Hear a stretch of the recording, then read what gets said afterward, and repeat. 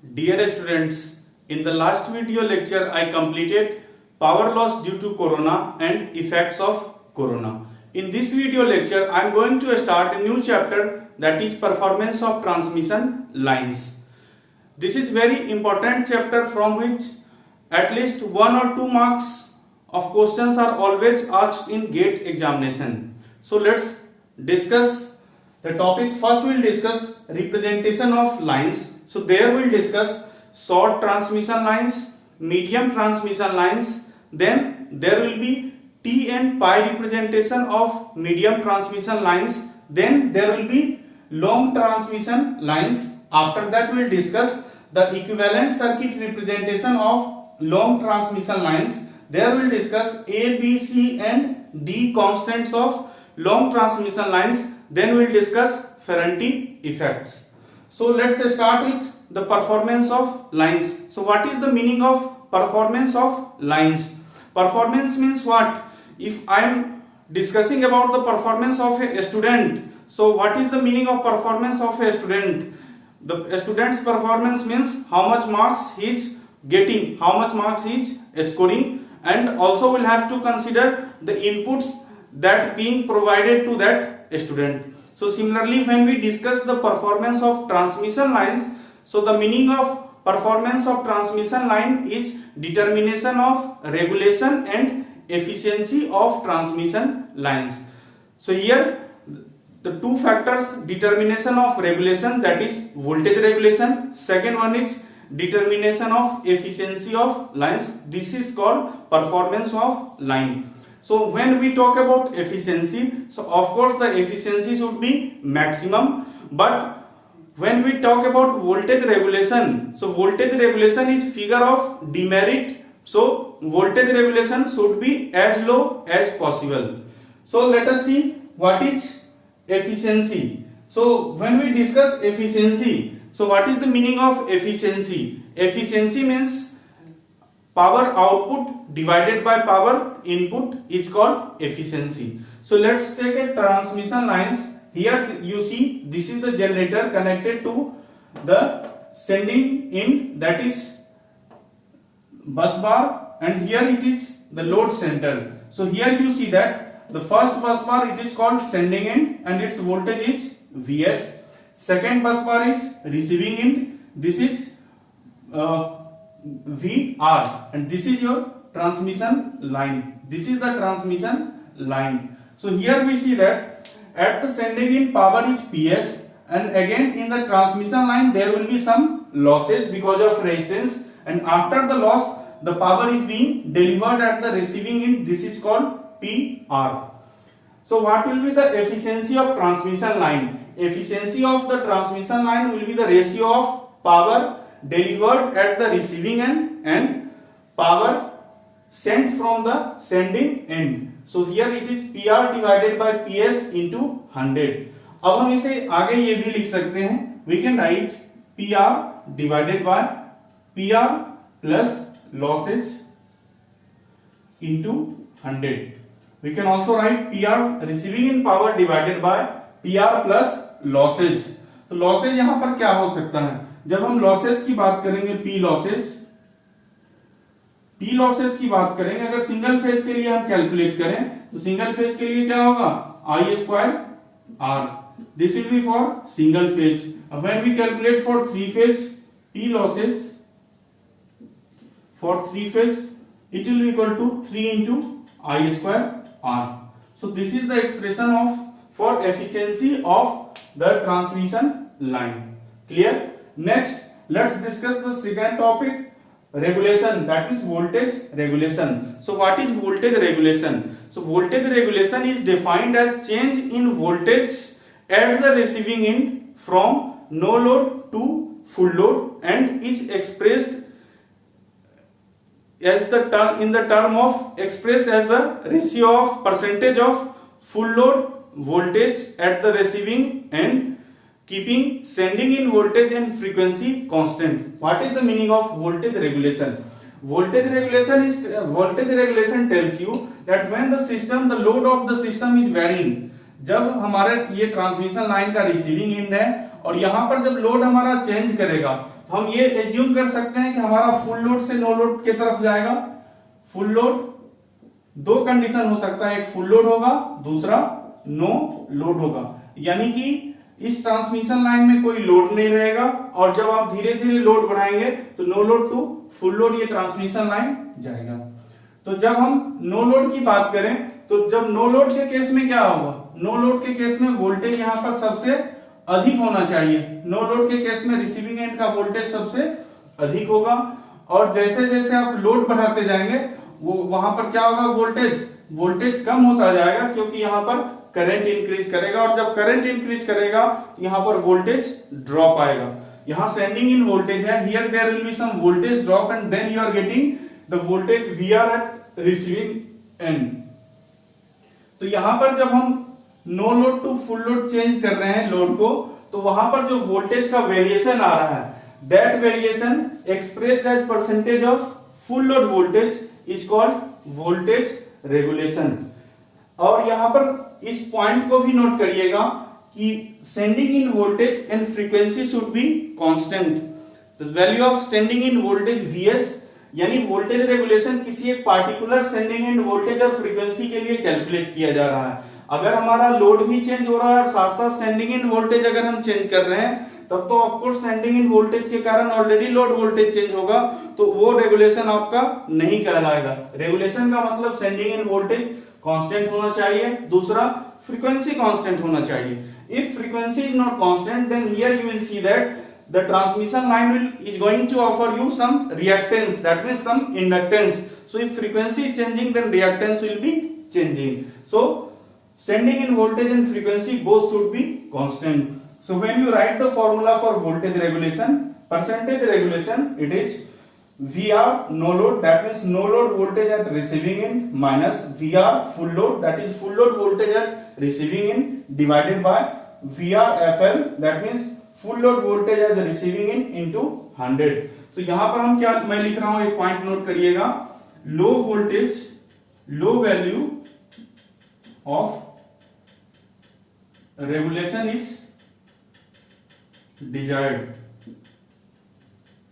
Low value of regulation is desired, यानी regulation का value क्या होना चाहिए, लो होना चाहिए। यानी कि आप कोई भी हमारे पास ट्रांसमिशन लाइन है, अगर आप लोड को चेंज कर रहे हो तो उसके रिसीविंग एंड पर अगर वोल्टेज का वेरिएशन कम होता है, that will be better.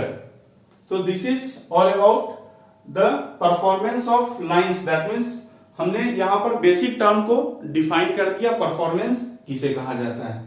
Next अब हम लोग यहां पर डिस्कस करते हैं सेकेंड पार्ट।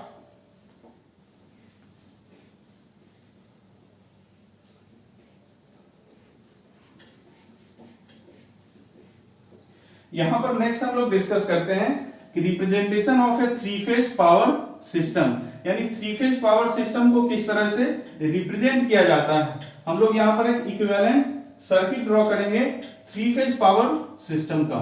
तो हम लोग देखते हैं इक्विवेलेंट सर्किट कैसे ड्रॉ करें थ्री फेज पावर सिस्टम का। तो थ्री फेज पावर सिस्टम के लिए हम एक एग्जांपल लेते हैं। थ्री फेज पावर सिस्टम हम मान लेते हैं हमारे पास एक जनरेटर है, और ये जनरेटर क्या कर रहा है, ये जनरेटर हमारा स्टार में कनेक्टेड है।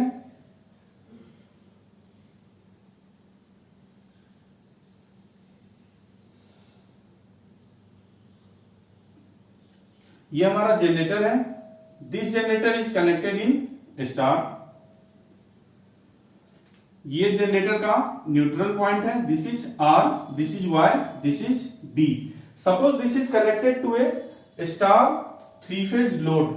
तो स्टार थ्री फेज लोड एक मैं ड्रॉ कर रहा हूं, this is a star three phase load. इस लोड से इस जनरेटर को कनेक्ट किया गया है with the help of transmission lines. With the help of transmission lines इस लोड को हम कनेक्ट कर रहे हैं।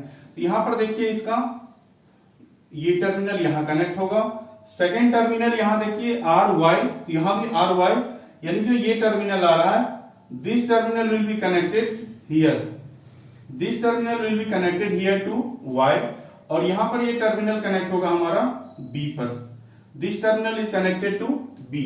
तो यहां पर ये क्या है कि एक हमारे पास लोड है, और ये लोड क्या है, स्टार में कनेक्टेड है। ये है हमारा लोड का न्यूट्रल पॉइंट है स्टार का।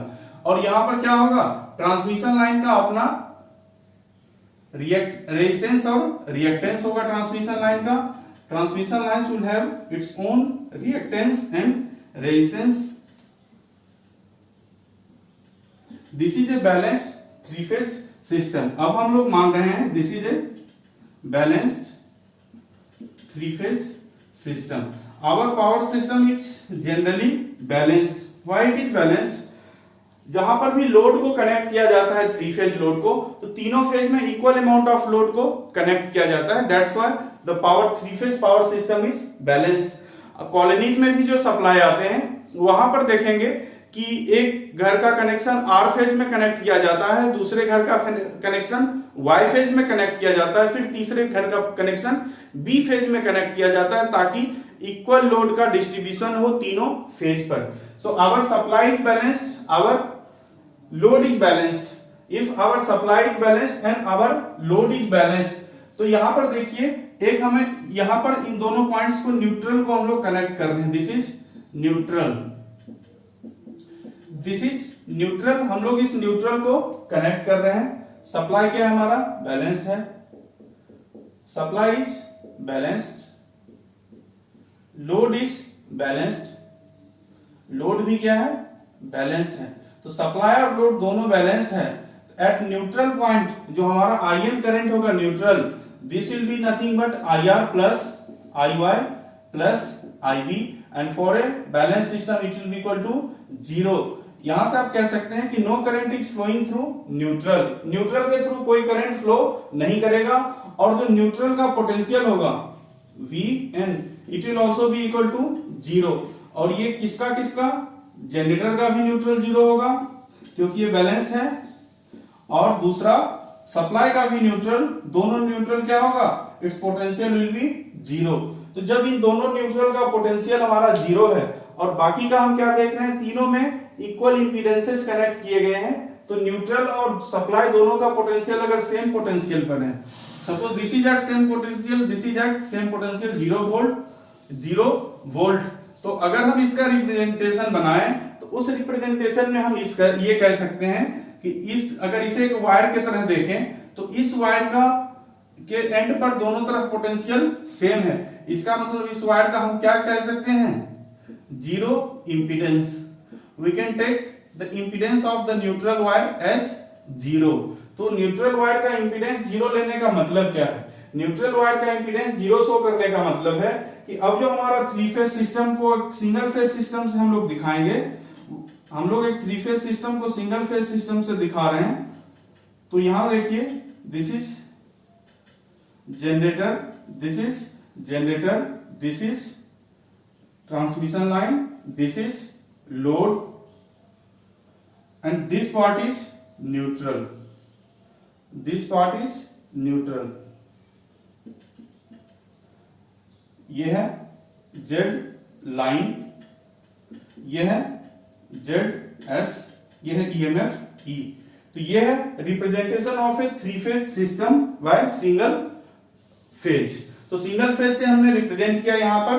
तो आपको अगर इंटरव्यू में ये पूछा जाता है कि जो न्यूट्रल को हम लोग रिप्रेजेंट कराते हैं, इस न्यूट्रल वायर का इंपीडेंस क्यों नहीं लिया जाता है, this is the reason we do not consider the impedance of neutral wire, because the we can consider that the supply and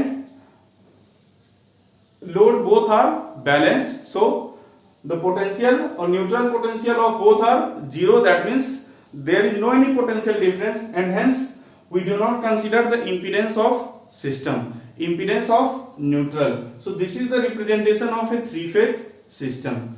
Next, after discussing the representation of system, next let us discuss the representation of lines, that means how the transmission lines are represented. Next come to the first topic, that is representation of transmission lines, representation of transmission lines।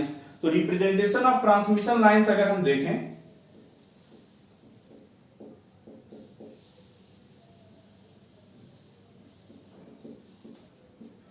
representation of lines, तो representation of lines में हम लोग देखते हैं कि किस तरह से लाइंस को रिप्रेजेंट किया जाता है। किस तरह से ट्रांसमिशन लाइंस को रिप्रेजेंट किया जाता है। तो यहां पर देखिए सबसे पहले जो हमारा when we are transferring the power from transmission, that means generating station to distribution station, the power is being transferred at a speed of light approximately।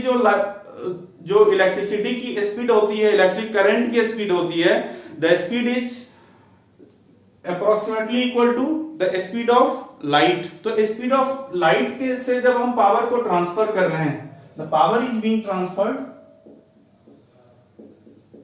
the power is being transferred at speed of light, at speed of light। तो speed of light से जब power को transfer किया जाता है, तो मैं एक डायग्राम यहां पर बना रहा हूं। तो जब हम स्पीड ऑफ लाइट से पावर को ट्रांसफर करेंगे, तो अब हमें डिस्कस करना है कि ट्रांसमिशन लाइन का, यानी कि हमारा जो पावर ट्रांसमिट कर रहे हैं, जो साइनोसॉइडल सप्लाई हमारा, इस साइनोसॉइडल सप्लाई का हमारा एक कंप्लीट वेव फॉर्म कितने डिस्टेंस पर मिलेगा।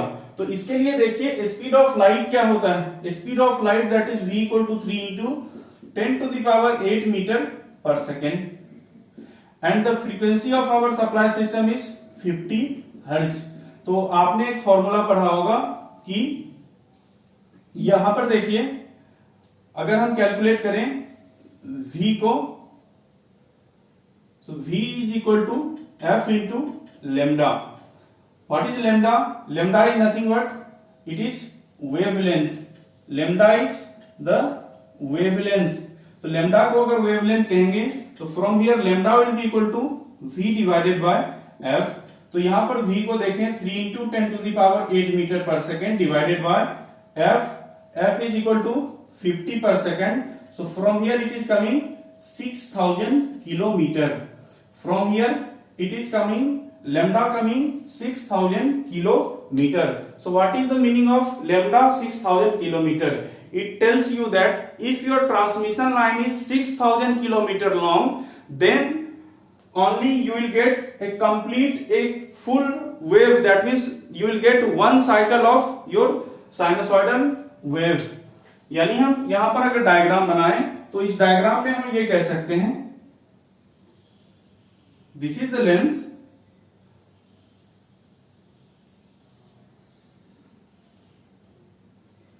This is 0 kilometre, this is 3000 kilometre, this is 6000 kilometre.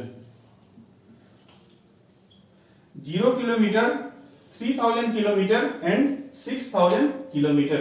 यानी आप लिख सकते हैं to get a complete cycle,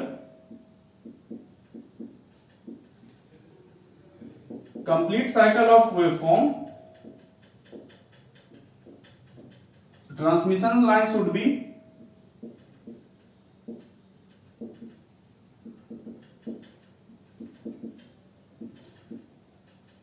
should be 6000 kilometre long. इसके लिए ट्रांसमिशन लाइन क्या होना चाहिए? 6000 किलोमीटर लंबा ट्रांसमिशन लाइन होना चाहिए, जहां से हमें कंप्लीट वेवफॉर्म मिल पाएगा। क्लियर? तो अब हम लोग ट्रांसमिशन लाइंस को रिप्रेजेंट करते हैं इसके लेंथ के बेसिस पर। तो जो ट्रांसमिशन लाइन का रिप्रेजेंटेशन होता है, नाउ अब देखना चाहते हैं कि ट्रांसमिशन लाइन को रिप्रेजेंट अलग अलग कैटेगरी में किया जाएगा, short, medium, long transmission lines. ऐसा क्यों करते हैं? क्योंकि ये ऑब्जर्व किया गया है कि characteristic and performance of transmission line changes with its length. इसका जैसे जैसे लेंथ चेंज होता जाएगा, वैसे वैसे ट्रांसमिशन लाइंस का परफॉर्मेंस और कैरेक्टरिस्टिक्स चेंज होता जाता है। तो एज बीइंग इलेक्ट्रिकल इंजीनियर, जब आप ट्रांसमिशन लाइंस डिजाइन कर रहे हो, जब आप पावर ट्रांसमिशन सिस्टम को ऑपरेट कर रहे हो, तो उसका परफॉर्मेंस का कैलकुलेशन बहुत ही इंपॉर्टेंट है। इसलिए ट्रांसमिशन लाइंस को यहाँ पर अलग अलग कैटेगरी में अब डिवाइड किया गया है। तो यहां पर देखिए ट्रांसमिशन लाइंस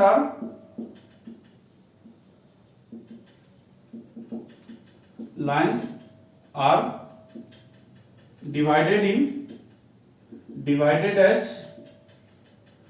ये कौन कौन सा कैटेगरी है? शॉर्ट लाइन, शॉर्ट, मीडियम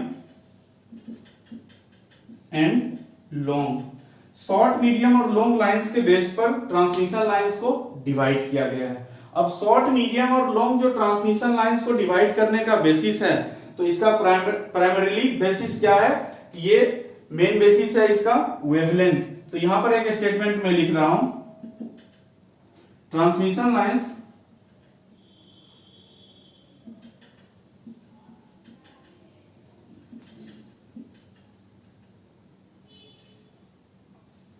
यहां पर देखिए,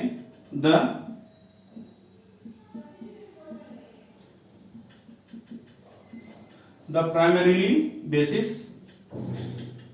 of classification of lines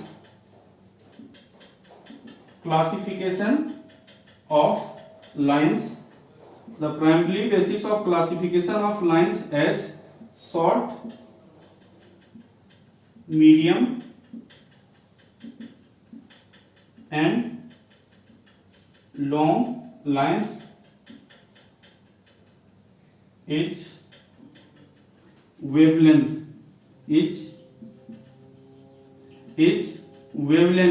यानी कि वेवलेंथ इसका सबसे मेन बेसिस है। वेवलेंथ के ही बेसिस पर ट्रांसमिशन लाइंस को तीन कैटेगरी में डिवाइड किया गया है, शॉर्ट, मीडियम और long lines. This question was asked in GATE 2006. This question was asked in 2006. Many options were given that the length of transmission lines, nominal voltage of transmission line, तो size of the conductor, तो वहां पर correct answer था wavelength, यानी कि जो classify किया गया है लाइंस को वो वेवलेंथ के बेसिस पर, क्योंकि वेवलेंथ अगर अधिक हो रहा है तो वहां पर वेवलेंथ अधिक होने का मतलब अगर फ्रीक्वेंसी आपका अधिक है तो वेवलेंथ ज्यादा होगा, और जब हमारा फ्रीक्वेंसी के कारण वेवलेंथ चेंज कर रहा है तो वहां पर हम क्या देखेंगे कि वेवलेंथ के बेसिस पर ट्रांसमिशन लाइन को क्लासिफाई किया गया है। अब हमारे पास जो सिस्टम है at 50 hertz system, 50 hertz system के लिए ट्रांसमिशन लाइन को जो क्लासिफाई किया गया है ये डिस्टेंस के बेसिस पर अब क्लासिफाई किया गया है। देखिए यहां पर शॉर्ट, मीडियम, लॉन्ग, ये तीन बेसिस पर ट्रांसमिशन लाइंस को जो क्लासिफाई किया गया, शॉर्ट, मीडियम और लॉन्ग ट्रांसमिशन लाइंस। तो यहां पर शॉर्ट ट्रांसमिशन लाइंस का लेंथ क्या होना चाहिए 50 हर्ट्ज सिस्टम के लिए? 50 हर्ट्ज सिस्टम के लिए short transmission line should be less than 80 kilometre, medium should be between 80 to 200 kilometre और greater than 200 kilometre the transmission lines are called long transmission lines. और सप्लाई हमारा क्या है 50 हर्ट्ज फ्रीक्वेंसी है। तो यहां पर क्या होता है, देखिए जो हमारा चार पैरामीटर्स होता है ट्रांसमिशन लाइंस का, ट्रांसमिशन लाइंस का चार पैरामीटर होता है R, L, G and C, where R and L are series parameters, G and C are shunt parameters. जो कैपेसिटेंस होता है, जो कैपेसिटेंस का इफेक्ट हमें देखने को मिलता है ट्रांसमिशन लाइंस में, वो कैपेसिटेंस का इफेक्ट शॉर्ट ट्रांसमिशन लाइंस में नेग्लिजिबल कैपेसिटेंस होता है। यानी कैपेसिटेंस इफेक्ट को हम लिखें, कैपेसिटेंस को देखें तो ये कैपेसिटेंस क्या होता है शॉर्ट लाइंस में नेग्लेक्ट किया जाता है, मीडियम में लंप्ड होता है और लॉन्ग में डिस्ट्रीब्यूटेड होता है। यानी अगर हमारे पास शॉर्ट ट्रांसमिशन लाइंस है तो वहां पर हम कैपेसिटेंस को नेग्लेक्ट करके चल रहे हैं। अगर मीडियम ट्रांसमिशन लाइंस है तो हम कैपेसिटेंस को लंप्ड पैरामीटर मानते हैं। लंप्ड पैरामीटर का मतलब होता है कि किसी एक जगह इकट्ठा कर देना, एक जगह आप रिप्रेजेंट कर सकते हैं, किसी एक पॉइंट पर कैपेसिटेंस को दिखला सकते हैं, that is called lumped parameter. और डिस्ट्रीब्यूटेड पैरामीटर का मतलब जिसे आप एक जगह दिखा नहीं सकते हैं, उसका थ्रू आउट द लाइन आपको वेरिएशन दिखाना पड़ेगा, that is your distributed parameter. Capacitance क्या होता है डिस्ट्रीब्यूटेड होता है। नेक्स्ट हम लोग डिस्कस करते हैं, यहाँ पर एक रेशियो है, यहाँ पर एक ये है हमारे पास जो लाइन लेंथ है L और फ्रीक्वेंसी F है। तो जब हम L इंटू F को कैलकुलेट करेंगे, 80 किलोमीटर है हमारा, यहां देखिए ये हमारा 80 किलोमीटर है तो 80 किलोमीटर को आप 80 इंटू 50 जब आप मल्टीप्लाई करेंगे, when you multiply 80 into 50, so it will B L into F, it will B 4000। तो ये क्या होना चाहिए, लेस देन 4000 अगर हमारा L इंटू F है, so that is your short transmission line.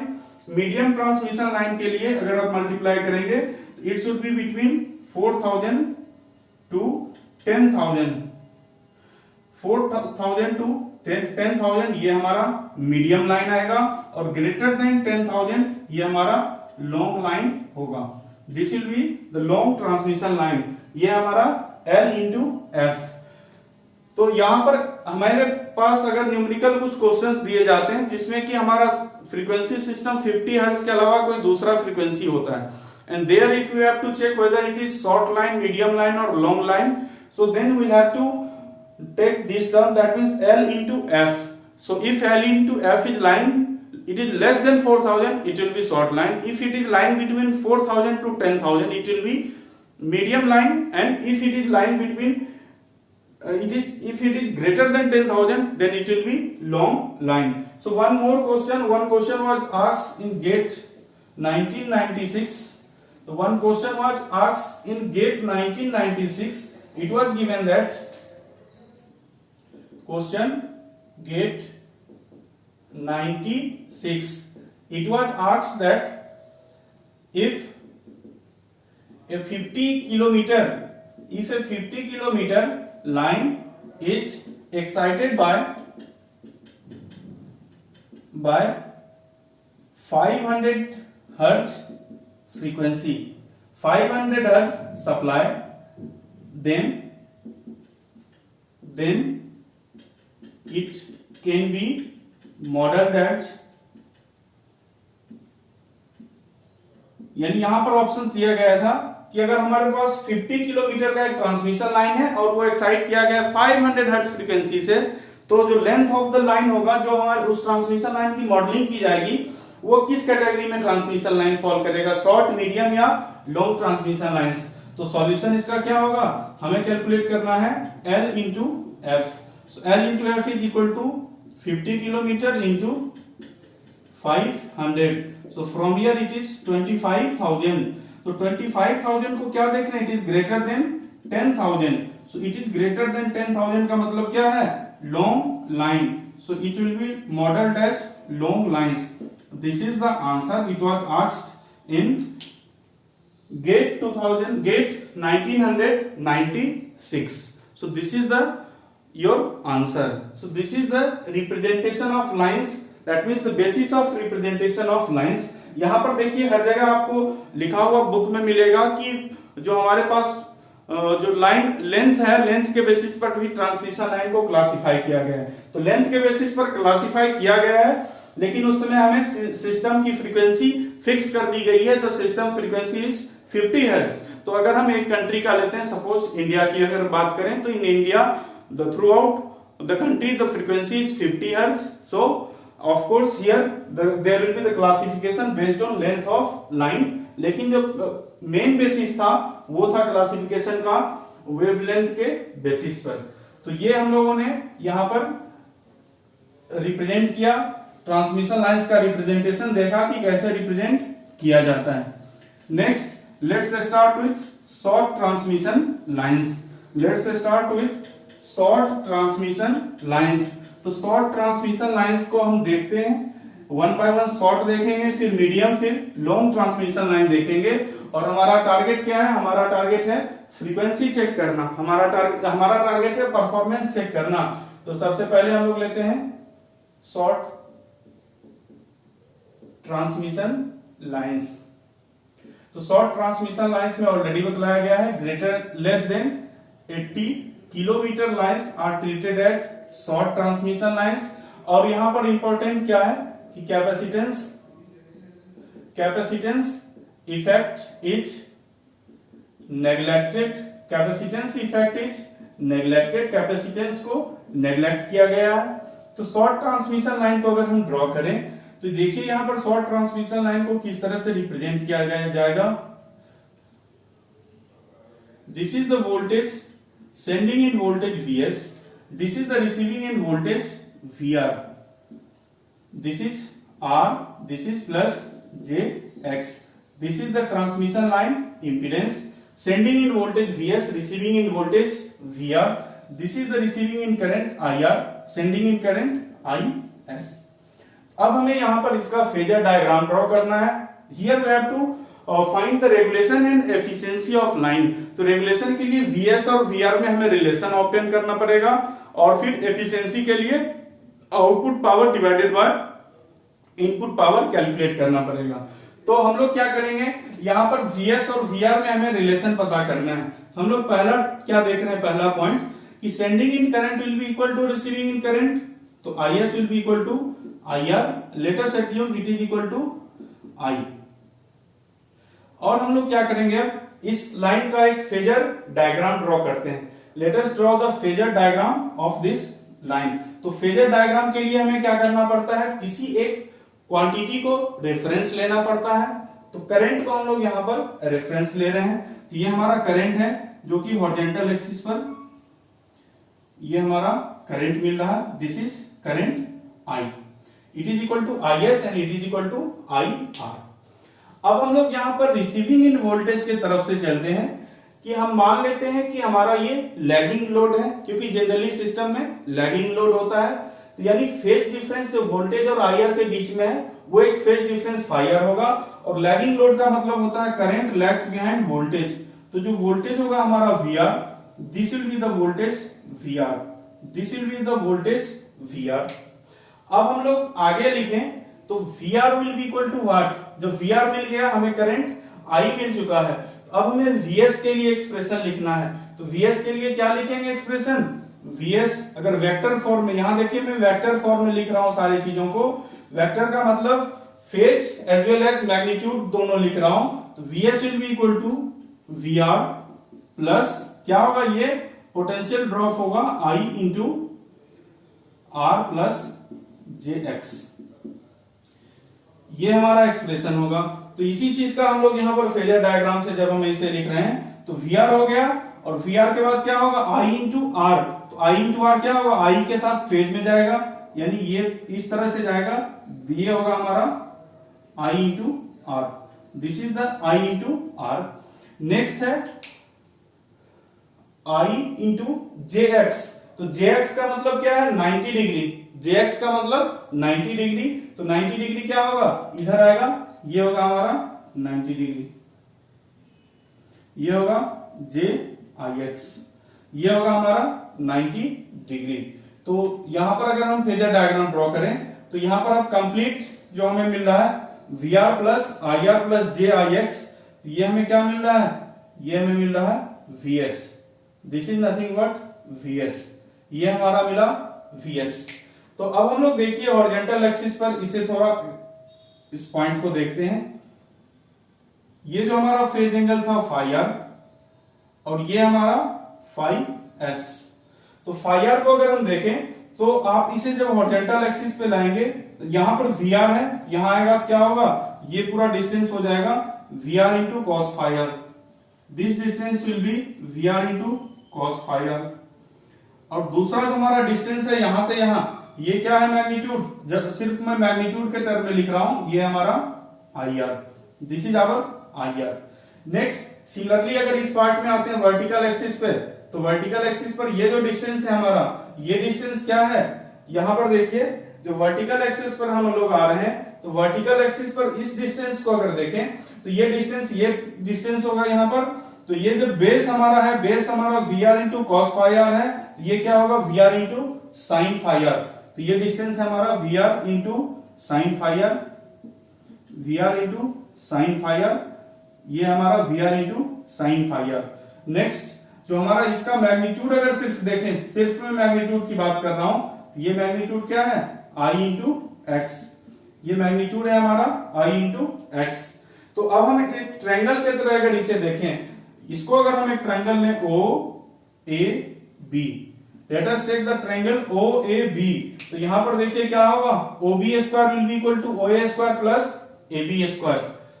In the triangle OB square will be equal to OA square plus AB square. तो यहां से हम देखेंगे कि जब हम ओबी का मतलब क्या है, वीएस स्क्वायर। अब मैं मैग्नीट्यूड के टर्म में लिख रहा हूं, so VS square will be equal to, यहां पर देखिए OA square, OA is equal to V R cos phi R plus I R.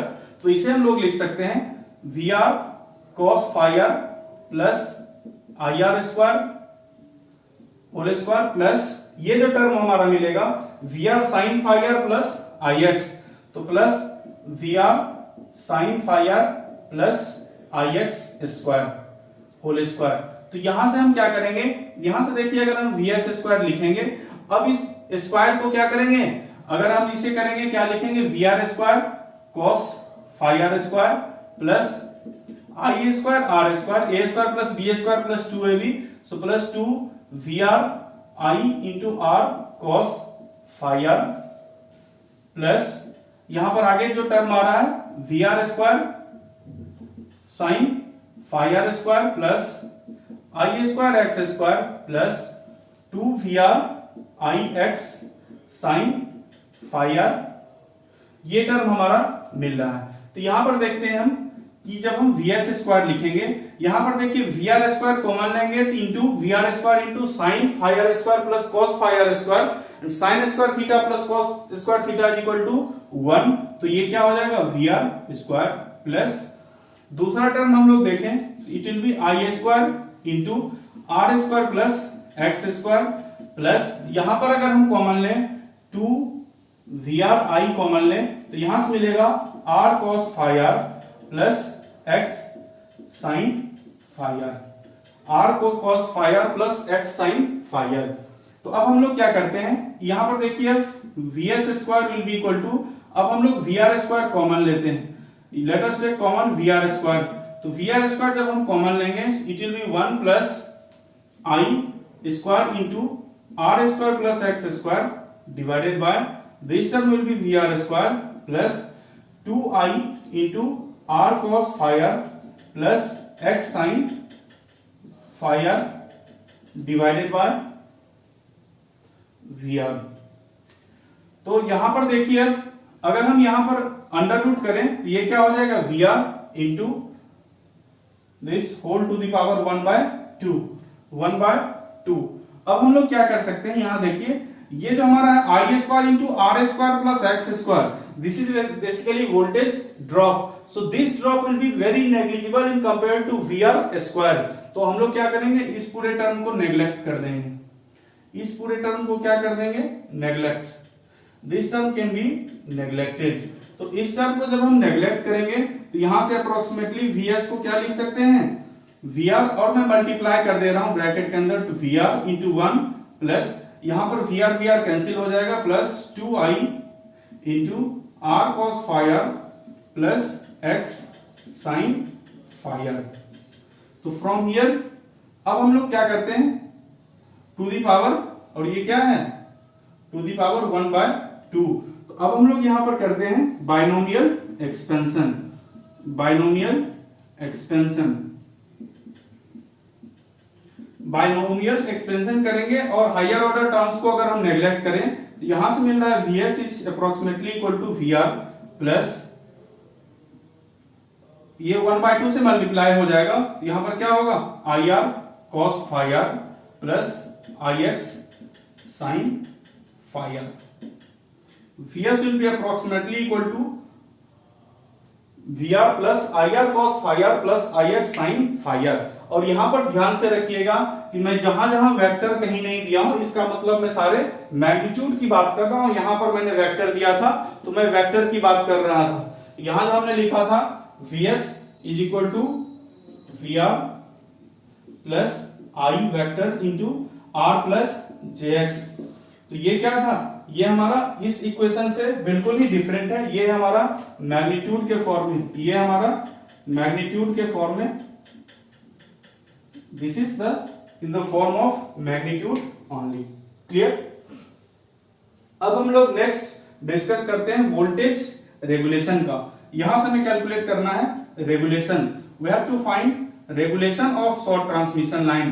तो when you have to find regulation of short transmission line, so it will be equal to percentage regulation, it is equal to VR no load minus VR full load divided by VR full load into 100 तो यहाँ पर full load voltage क्या है, this is our full load receiving voltage. जब IR current flow कर रहा है load में, here the receiving in voltage is VR, so VR FL is equal to VR। Next VR no load calculate करें, VR no load, तो यहां पर ध्यान से देखिए नो लोड का मतलब क्या होगा, IR current will B 0, so if IR is equal to 0 तो then IS will also be equal to 0, it means this transmission line will be represented as open circuit। तो यहां पर जब कोई करंट नहीं फ्लो करेगा, इसका मतलब जो पोटेंशियल आप यहां पर अप्लाई करेंगे यहां कोई ड्रॉप नहीं होगा, I is equal to 0, तो यहां पर वही पोटेंशियल अपियर हो जाएगा। Hence here VR will be equal to VS in this case, so VR no load is equal to VS। तो हमें मिल चुका है। यहां से अगर हम परसेंटेज रेगुलेशन का फॉर्मूला लिखें, percentage regulation it will be equal to क्या हो जाएगा, VS minus VR divided by VR into 100, VS minus VR divided by VR into 100। तो जब हम पुट करेंगे यहां पर, तो VS के जगह क्या है, VS के जगह ये है VR plus IR cos phi r plus IX sin phi r, इसमें माइनस VR करेंगे तो ये टर्म कैंसिल हो जाएगा। तो जो हमारा वोल्टेज रेगुलेशन आ रहा है, that voltage regulation is equal to IR cos phi r divided by VR plus IX sin phi r divided by VR into 100। This is the percentage regulation of short transmission line, I into R divided by VR into cos phi r plus I into X into sin phi r divided by VR into 100। So this is the regulation expression for voltage regulation of short transmission line। Clear? तो अब हम लोग क्या करेंगे आगे, यहां पर देखेंगे, चेक करेंगे कि मैक्सिमम रेगुलेशन कब मिलेगा और जीरो वोल्टेज रेगुलेशन कब मिलेगा। तो let us check for condition for maximum voltage regulation. अब देखिए मैक्सिमम वोल्टेज रेगुलेशन का कंडीशन क्या होगा, फॉर मैक्सिमम वोल्टेज रेगुलेशन। तो मैक्सिमम वोल्टेज रेगुलेशन हमें कब मिलेगा, मैक्सिमम वोल्टेज रेगुलेशन का मतलब होगा, यहां पर देखिए IR cos phi r है, यहां पर IX sin phi r है, it will B only achieve when lagging load होगा। जब हमारा लोड लैगिंग होगा तभी इसे अचीव किया जाएगा। तो लैगिंग लोड जब होगा उसके लिए अचीव किया जाएगा, तो हम लोग क्या करेंगे, मैक्सिमम वोल्टेज रेगुलेशन के लिए क्या लिखेंगे, dVR divided by d phi r is equal to 0। और जो वोल्टेज रेगुलेशन में ले रहा हूं, ये वोल्टेज रेगुलेशन phi r के टर्म में ही हमेशा होगा, क्योंकि लोड को चेंज करेंगे, लोड के कारण वोल्टेज रेगुलेशन चेंज होगा। तो d phi r 0। तो जब हम इसे डिफरेंशिएट करेंगे, इस टर्म को जब आप डिफरेंशिएट करेंगे तो ये क्या हो जाएगा, minus IR sin phi r divided by VR plus IX cos phi r divided by VR equal to 0। तो यहां से आप क्या लिखेंगे, R sin phi r will be equal to X cos phi r। तो from here you can write 10 phi r will be equal to X upon R, or you can write phi r is equal to 10 inverse X upon R। phi r will be equal to 10 inverse X upon R। तो अब 10 inverse X upon R को समझते हैं, क्या है 10 inverse X upon R। यहां पर देखिए, अगर ये ट्रांसमिशन लाइन का R और X डायग्राम ड्रॉ कर रहा हूं, this is the R of transmission line, this is JX of transmission line. तो ये पार्ट हमारा क्या है, ये पार्ट हमारा Z है, ये पार्ट हमारा Z है। तो यहां पर देखिए phi r क्या बतला रहा है, phi r should be equal to 10 inverse X by R। और यहां पर देखिए R, X और Z है, तो ये एंगल ही इसका क्या कहलाता है, थीटा कहलाता है, ये इसका फेज एंगल थीटा होगा।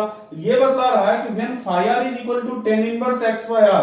तो यहीं पर हो रहा है, देखिए यहां पर 10 phi कैलकुलेट करेंगे, 10 थीटा कैलकुलेट करेंगे, तो 10 theta is nothing but X by R।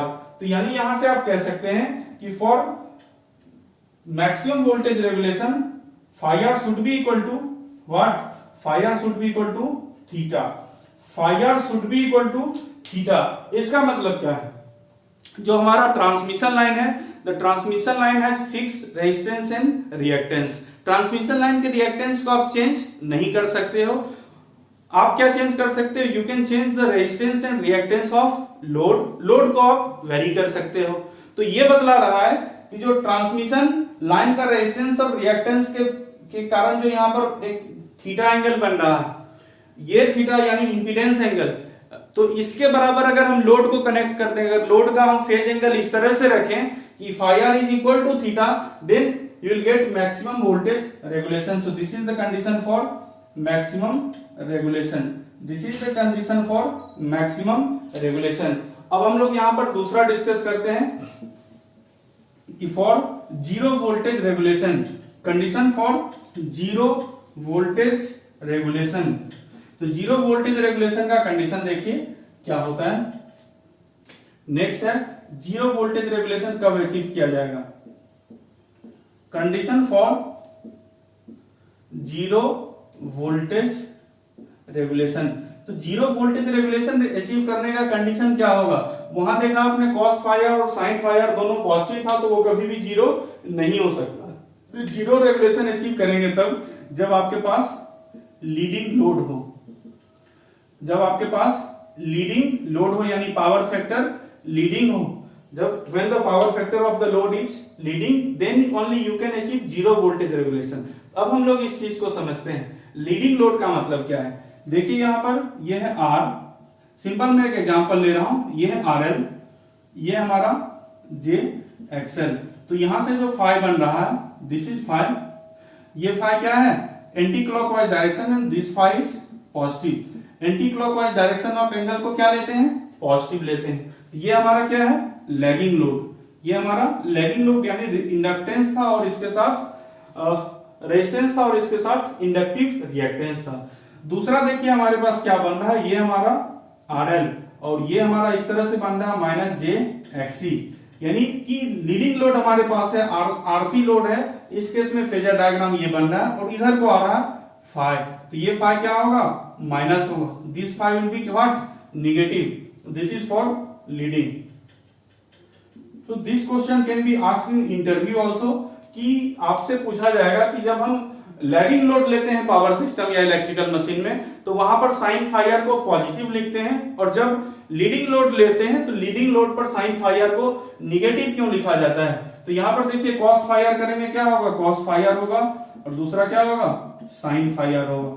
लेकिन यहां पर अगर आप देखें तो कॉस फाई आर क्या होगा, कॉस माइनस फाई आर होना चाहिए, this will be also be equal to cos phi R, और दूसरा ये क्या होना चाहिए, sine minus phi R. Sine minus phi R को क्या लिखेंगे, माइनस साइन फाई आर। तो इसीलिए जब हम लीडिंग लोड को लिख रहे हैं, तो लीडिंग लोड के कंडीशन में जहां भी लीडिंग लोड दिया रहता है तो तुरंत साइन फाई आर का टर्म क्या होता है, निगेटिव हो जाता है। तो चूंकि हमें लीडिंग लोड दिया गया है तो परसेंटेज रेगुलेशन क्या होगा, percentage regulation is equal to I R cos phi R divided by V R, और यहां पर माइनस साइन हो जाएगा minus I X sine phi R divided by V R. तो यहां से अगर हम देखें परसेंटेज रेगुलेशन और इसको अगर जब हम जीरो करेंगे तो यहां से क्या आएगा, R cos phi R should be equal to X sine phi R. तो from here if you calculate phi R, तो यहां पर अगर 10 फाई आर हम कैलकुलेट करें तो 10 phi R will be equal to, यहां पर हमें मिला था 10 phi R X by R, तो यहां पर इसके अपोजिट मिलेगा 10 फाई आर बाय एक्स। यहां पर 10 फाई आर बाय एक्स मिल रहा है, तो आर बाय एक्स मिलने का मतलब क्या है, आर बाय एक्स मिलने का मतलब ये है कि देखिए जो हमारा इंपीडेंस का एंगल है, ये देखिए ये है आर एक्स जेड, और ये है हमारा ट्रांसमिशन लाइन के इंपीडेंस का एंगल थीटा। तो उस कंडीशन में थीटा और फाई आर इक्वल हो गया था, क्योंकि फाई आर को आपने लिखा था tan inverse x by R, तो x यहां पर परपेंडिकुलर और r बेस हो गया था। यहां पर हमें मिल रहा है opposite, here you are getting tan phi R equal to r divided by x, तो यहां पर क्या होगा, r परपेंडिकुलर होगा और x बेस होगा। तो यानी r परपेंडिकुलर और x बेस होने का मतलब ये एंगल जो होगा, ये एंगल फाई आर होगा। This angle will be phi R, this angle will be phi r, then only here it will be x, this will be r will be perpendicular, x will be base। तो यानी हम कह सकते हैं यहां से कि जो phi r को लिखेंगे, यहां से जो हमारा phi r होगा, this phi r ये एंगल 90 डिग्री है, तो बचा कितना 90, इन दोनों एंगल का सम क्या होगा 90 डिग्री होगा राइट एंगल ट्रायंगल में। तो यहां से हम लिख सकते हैं कि theta plus phi R should be equal to pi by 2, और from here we can write phi R should be equal to pi by 2 minus theta. Phi R should be equal to pi by 2 minus theta, then only you will get leading voltage regulation. तभी आपको यहां पर क्या मिलेगा, zero voltage regulation.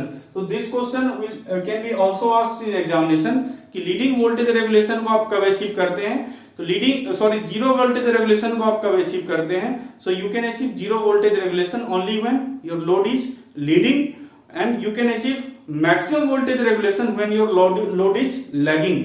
तो जितना lagging load रखते जाएंगे आपका वोल्टेज रेगुलेशन क्या होगा, बढ़ता जाएगा।